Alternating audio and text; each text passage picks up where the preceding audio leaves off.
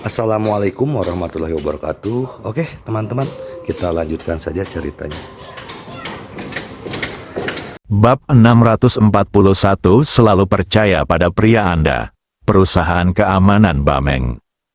Ji Fei berdiri di depan Tai Xiong Tai Han dan yang lainnya, tanpa ekspresi di wajahnya, dan pemandangan itu menjadi keheningan yang sangat menyedihkan. Untuk waktu yang lama Ji Fei berbicara, mulai hari ini, mereka yang bisa menerima pelatihan akan tetap tinggal. Tidak ada yang tersisa. Mulai hari ini, saya akan mampu menahan warisan kematian. Tidak ada yang tersisa. Ji Fei memandang semua orang, dengan sentuhan kegembiraan dan sentuhan gairah di matanya. Ketika dia kembali dari rumah Zhou, dia meminta orang-orang ini pergi, tetapi mereka tidak pergi. Jadi dia menanyakan dua kalimat ini, "Saudaraku Ji, ketidakmampuan kami telah menghalangimu. Mulai sekarang, kami tidak takut hidup atau mati." Tai Xiong mengepalkan tangannya dan berkata dengan ekspresi bersemangat, "Ya, kami tidak takut hidup dan mati." Tie Han dan yang lainnya berteriak keras. Saat mereka melihat Ji Fei menjatuhkan Paman Zhou dengan satu pukulan hari ini, mereka sepenuhnya menganggap Ji Fei sebagai dewa. Merupakan suatu kehormatan untuk bersama Tuhan sepanjang hidup Anda. Jangan mengubah hidup atau mati, rela mati. Ji Fei tergerak dan menarik napas dalam-dalam 2 kali. Kalau begitu mulai sekarang, berlatihlah keras untukku. Pertahankan yang memenuhi syarat dan tinggalkan yang tidak memenuhi syarat. Kakak Ji, jangan khawatir. Semua orang berteriak. Setelah Ji Fei selesai berbicara, dia segera berbalik. Saat itu, dia seperti melihat mantan saudara laki-lakinya. Beberapa di antaranya sudah tidur di bawah tanah, dan matanya sedikit lembab. Kali ini, setelah membunuh seluruh keluarga Zhou, tidak ada kemungkinan untuk meredakan kebencian. Orang-orang ini menolak untuk pergi. Jadi dia hanya bisa meminta mereka untuk memulai babak baru pelatihan intensif. Hanya dengan meningkatkan kemampuan mereka, mereka dapat melindungi diri mereka sendiri. Ji Fei memasuki lobi perusahaan. Feng Huang berdiri di lobi dan segera berkata, "Apakah Anda ingin orang lain datang?" Dia tahu bahwa pasti akan terjadi pertempuran berdarah. Oh, Ji Fei terkekeh. Itu hanya ikan kecil dan udang, tidak perlu. Kamu hanya perlu melindungi dirimu sendiri dan membantuku melindungi istriku. Aku akan menjaga yang lain. Awannya tenang dan anginnya sepoi-sepoi, dan saya penuh percaya diri. Phoenix menatap Ji Fei dengan cermat dan akhirnya mengangguk. Qi Yuan baru saja memeriksanya lagi, dan teleponnya diledakkan lagi oleh pihak lain. Lupakan. Saat Zhou Tai datang, saya akan menanyakannya langsung. Apakah kamu yakin bisa mengalahkannya? Phoenix mau tidak mau bertanya dengan prihatin. Ji Fei tidak menjawab dan sudah berjalan menuju kamar Paman Zhou. Begitu dia sampai di depan pintu, dia mendengar Paman Zhou terbatuk-batuk di dalam rumah. Wajah Ji Fei berkilat kebingungan. Dia mengangkat tangannya dan mendorong pintu hingga terbuka. Ji Fei, kamu di sini. Yang tidak disangka Ji Fei adalah tidak ada kemarahan atau kebencian di wajah Paman Zhou. Ji Fei menatap Paman Zhou untuk waktu yang lama. Kamu tidak membenciku? Senyuman muncul di wajah Paman Zhou. Jika dulu, aku akan sangat membencimu, tapi sekarang aku merasa sangat nyaman. Oh, kamu akan merasa rileks saat melepaskan, kamu akan merasa nyaman saat melepaskan. Paman Zhou menunjukkan ekspresi rumit di wajahnya. Ji Fei terkejut dengan keadaan pikiran Paman Zhou. Orang macam apa ini? Apakah semua anggota keluarga Zhou dibunuh olehmu? Paman Zhou bertanya dengan ekspresi kesakitan di wajahnya. Ji Fei mengangguk. Kapan ketidakadilan akan terbayar? Zhou Tai mungkin akan datang, kan? Dia sudah bilang dia akan datang. Paman Zhou mengangguk. Zhou Tian dilepaskan. Tidak normal jika Zhou Tai tidak datang. Ji Fei tidak berkata apa-apa, tapi menatap Paman Zhou dan bertanya. Zhou Tianfang adalah putra Paman Zhou, apa?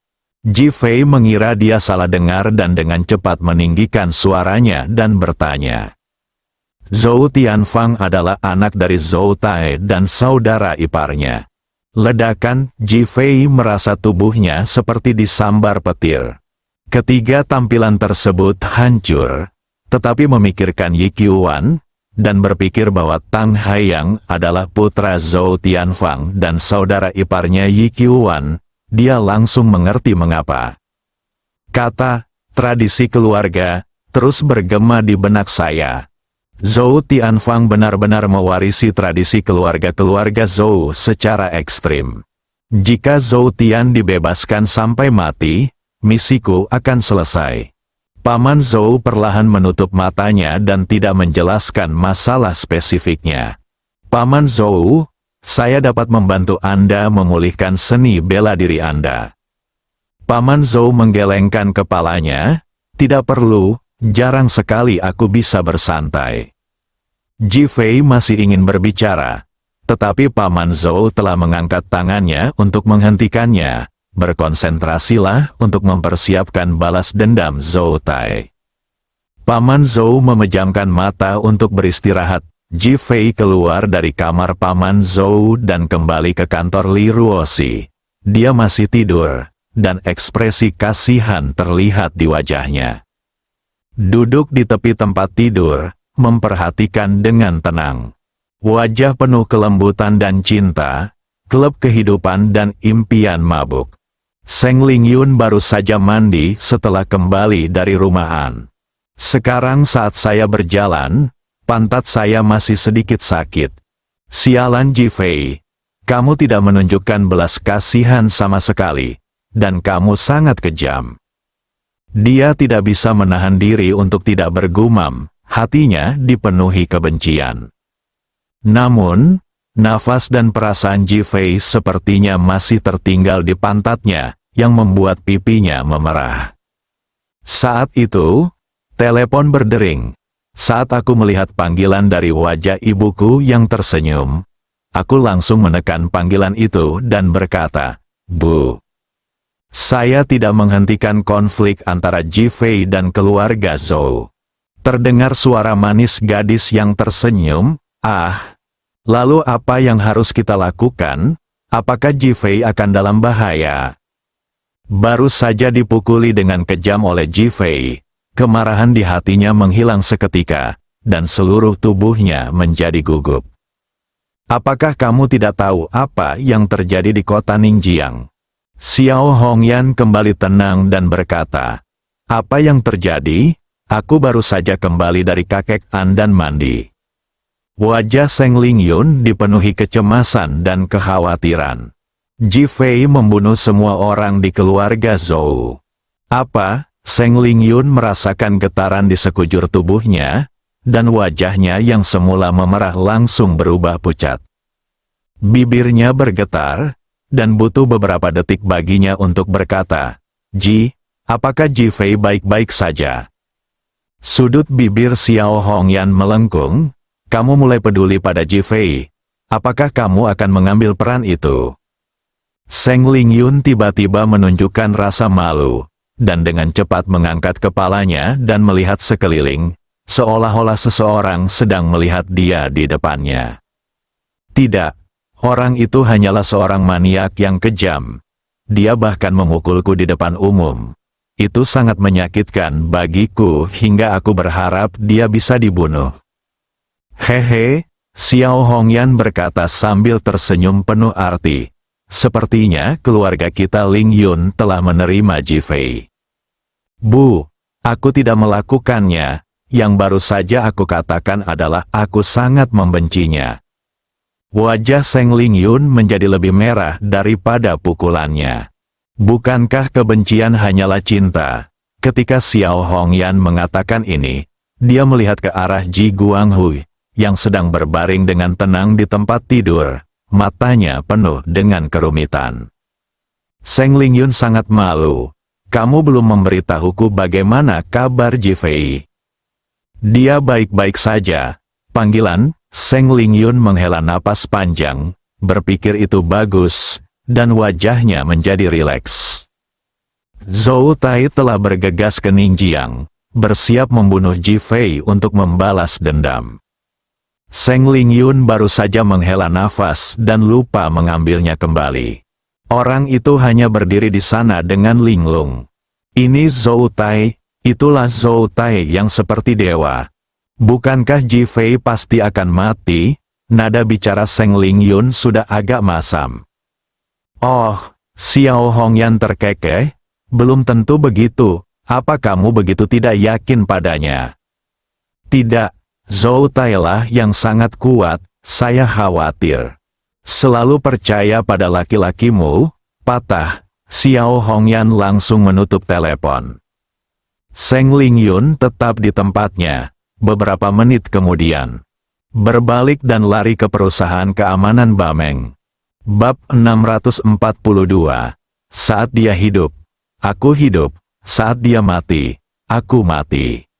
Sayang, kenapa aku tertidur? Ketika Li Ruoxi bangun, reaksi pertamanya adalah mencari Ji Fei. Alhasil, dia melihat Ji Fei menatapnya dengan mata lembut dan bertanya dengan lembut. Ji Fei mengangkat tangannya dan menyentuh keningnya dengan lembut. Kamu terlalu lelah, aku akan membiarkanmu beristirahat dengan baik. Li Ruoxi tidak bisa menahan diri untuk tidak memutar matanya ke arah Ji Fei. Bagaimana bisa ada orang sepertimu yang telah menyiksa orang lain begitu lama? Sudut bibir Ji Fei sedikit melengkung. Segera. Lebih dari 2 jam? Bukankah itu lama? Li Ruoxi tidak bisa menahan diri untuk tidak berkata dengan genit. Ji Fei tersenyum. Ini adalah 15 tahun cinta yang diringkas menjadi 2 jam ini. Rata-rata hanya 8 menit setahun. Puff, Li Ruoxi tertawa terbahak-bahak saat Ji Fei menggodanya. Dia melingkarkan lengannya di pinggang Ji Fei. Aku sangat senang. Kepalanya terkubur di pelukan Ji Fei, dengan senyum bahagia di wajahnya. Ji Fei mengangkat tangannya dan membelai rambutnya dengan lembut. Hatinya kembali dipenuhi rasa bangga. Dia harus melindungi kekasihnya dan menjaganya tetap aman. Apakah kamu selalu di sini saat aku tidur? Ji Fei tersenyum dan mengangguk. Kamu ingin aku pergi kemana?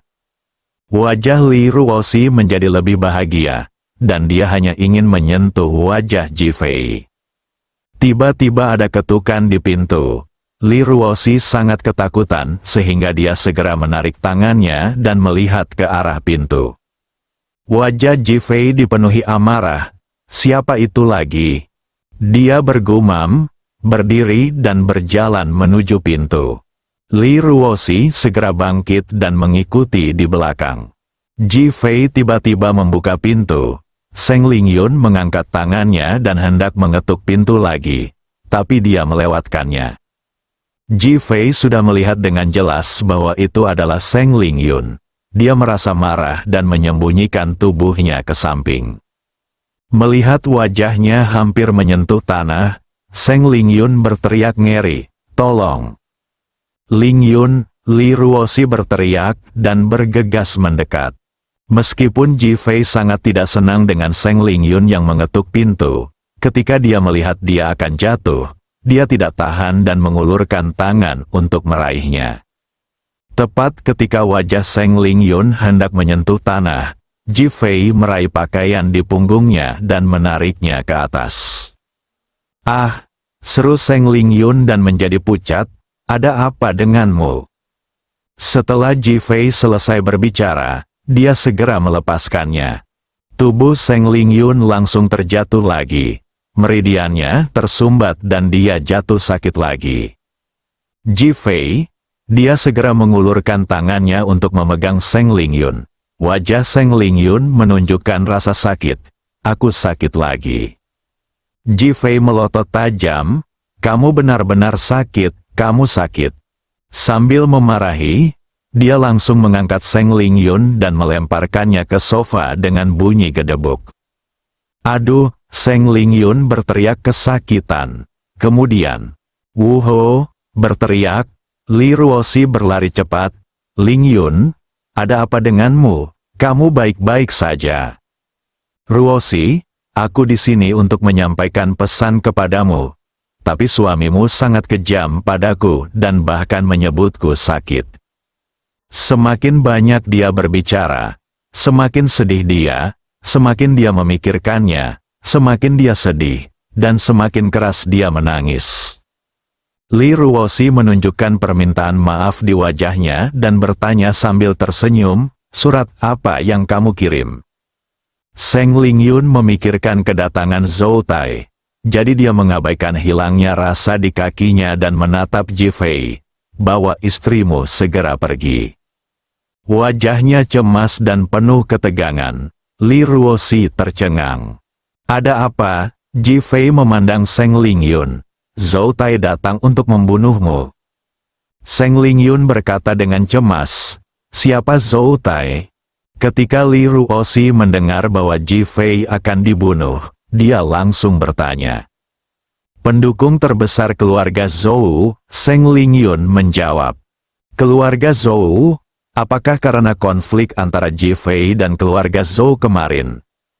Li Ruoxi sudah memandang Ji Fei dengan gugup. Sebelum Ji Fei dapat menjawab, Seng Lingyun buru-buru berkata, "Suamimu membunuh semua anggota keluarga Zhou hari ini, dan Zhou Tailai datang untuk membalas dendam." "Ah!" Li Ruoxi berteriak, kakinya menjadi lemah dan dia duduk di tanah. Ji Fei meletakkan tangannya tepat di bawah ketiaknya untuk menopangnya, dan menatap Seng Lingyun. "Apakah kakimu baik-baik saja? Keluar dari sini." Dia tidak ingin Li Ruoxi mengetahuinya, tapi Seng Lingyun memberitahunya. Kaki Seng Lingyun terasa sakit, dan hatinya semakin sakit. Ketika dia datang untuk mengantarkan surat itu sendiri, dapat dikatakan bahwa keselamatan Ji Fei adalah yang utama. Tetapi dia sangat tidak berterima kasih dan kejam padanya, yang sangat mengejutkan. Dia menahan amarahnya dan berkata, "Ji Fei, Zhou Tai bukan orang biasa." Pengingat cemas lainnya, "Namun, bagaimana kamu tahu Zhou Tai?" Ji Fei tiba-tiba bertanya. Seng Lingyun terkejut dan menyadari bahwa dia telah berbohong.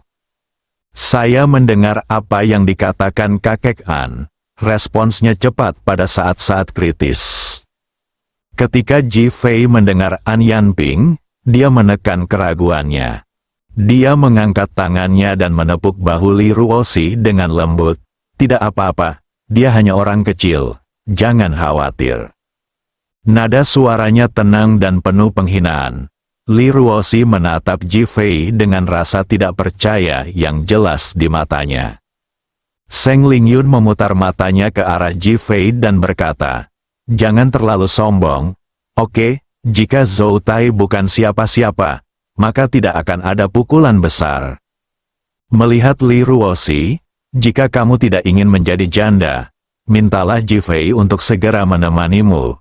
Semakin jauh semakin baik, dan jangan pernah menghadapi Zhou Tai." Li Ruoxi memandang Ji Fei. Sedikit bingung, Ji Fei menghampiri Seng Lingyun dan bertanya, "Bagaimana kabar kakimu?" Penyakit Seng Lingyun merupakan penyakit nyeri persalinan yang dapat terjadi kapan saja. Namun setelah jangka waktu tertentu, penyumbatan meridian akan terbuka dan penyakit tersebut akan sembuh. Hanya saja seiring bertambahnya jumlah, pemulihan menjadi semakin sulit. Dia mencoba bergerak, tapi wajahnya langsung dipenuhi rasa sakit, dan dia menggelengkan kepalanya. "Belum." Panggilan, Ji Fei menarik napas panjang, menekan amarah di dalam hatinya, mengangkat tangannya dan menekannya di kakinya, dan tiba-tiba kekuatan internal memasuki dirinya. "Ah!" Seng Lingyun menjerit kesakitan, lalu energi dan darah di kakinya tiba-tiba mengalir deras. "Ji Fei, cepat pergi." Seng Lingyun segera duduk, meraih lengan Ji Fei dan memohon. Ji Fei menggelengkan kepalanya, "Mengapa kamu pergi? Saya meminta Zhou Tai untuk datang." "Anda," Seng Lingyun diam-diam merasa cemas. Sebagai putri baptis Xiao Hongyan, dia sangat jelas tentang masalah Hongmen. Kedua pedang Zhou Tai dan Sun Jianjun, yang dikenal sebagai Gerbang Merah, tidak hanya luar biasa dalam ilmu pedang, tetapi yang lebih penting, seni bela diri mereka telah mencapai puncak, dan mereka tidak mengetahui kedalamannya sama sekali. Ini juga merupakan jaminan bahwa warga Hongmen telah menyelesaikan misinya selama bertahun-tahun. Ini juga alasan mengapa ibunya Xiao Hongyan selalu bersikap toleran. Dalam ingatannya, definisi Xiao Hongyan tentang dua orang itu hanya memiliki satu kata, kematian. Dia bertanya, dan jawaban Xiao Hongyan adalah setiap orang yang mereka ingin mati akan mati. Jadi dia sangat mengkhawatirkan keselamatan Ji Fei. Ji Fei memandang Seng Lingyun di depannya. Meskipun hatinya tidak menyukainya dan bahkan bersikap defensif, dia harus mengakui bahwa Seng Lingyun masih peduli padanya. Menekan ketidaksenangannya, dia berkata, "Saya telah menerima pesan yang ingin Anda sampaikan, dan Anda boleh pergi sekarang." Setelah mengatakan itu, dia langsung berdiri di samping dan melihat ke pintu. Dia sudah mengeluarkan perintah untuk mengusir tamu. "Ji Fei, kamu benar-benar tidak ingin pergi?" Seng Lingyun bertanya tanpa menyerah. Ji Fei menjawab dengan diam. Seng Lingyun memandang Li Ruoxi. "Apakah kamu tidak membujuknya?" Li Ruoxi menggelengkan kepalanya. "Jika dia hidup, aku akan hidup. Jika dia mati, aku akan mati." Seng Lingyun merasa seolah-olah seseorang telah meninju jantungnya dengan keras. Dengan senyum sedih di wajahnya, dia mengangguk. "Akulah yang membuatnya begitu buruk." Dia berbalik dan berlari keluar. Air mata mengalir dari sudut matanya. Bersambung.